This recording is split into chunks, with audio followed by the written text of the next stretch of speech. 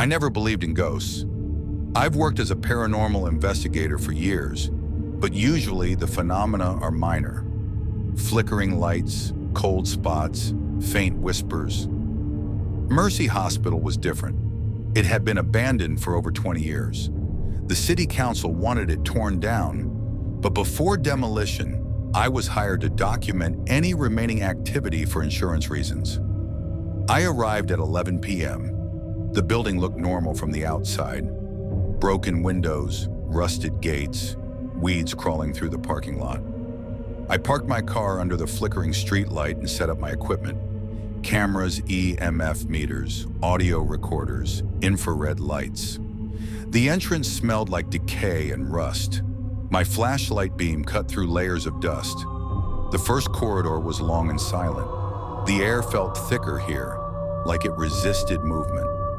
I stepped in, and then I heard it, a soft, childlike whisper just behind the corner. I froze.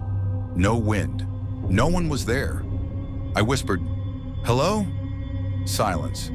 Then a shadow flickered at the end of the hallway. I moved deeper into the hospital. The wards were empty. Broken beds, torn curtains, bloodstains that hadn't faded entirely. My EMF meter spiked violently. 12.7 milligus. I spun around. Nothing. A child's laughter echoed. I followed it down a side hallway where the peeling paint revealed messages scratched into the wall. "Help me. Don't leave. I see you." The temperature dropped to 38 degrees Fahrenheit in a hallway. My breath came out in mist. Then I saw it. A figure in a hospital gown, translucent, hovering above the floor. Its eyes, empty sockets, dark as night. It raised a hand slowly. A gurgling moan filled the corridor. I tried to step back. My flashlight flickered and went out. The entity disappeared. But then, the sound of footsteps running toward me echoed through the empty hall. I entered the operating theater floor. Surgical tables still had rusted instruments. The overhead lights turned on. Bright, blinding for exactly 3 seconds. Then cut out. Something touched my shoulder. I spun. Nothing. A shadow moved across the floor. Not like a person walking, more like a mist crawling. I could hear whispers now, dozens of them overlapping. "Don't touch. Stay. Forever." I turned to leave, but the door slammed shut. I tried to open it. Locked. The EMF meter went off the chart. 22 milligauss. Then I saw it. The head nurse floating in the air, her head tilted unnaturally, mouth opening and closing, like she was screaming, but no sound came out.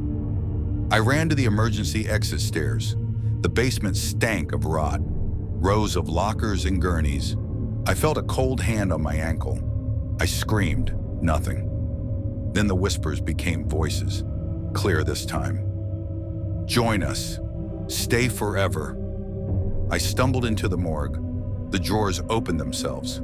Bodies, decayed, pale, twisted, rose from the drawers. They didn't walk. They hovered, their limbs jerking unnaturally. One floated toward me. I ran up the stairs as fast as I could.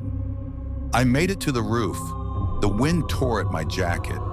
The city lights were visible, but below me the hospital stretched like a maze of shadows.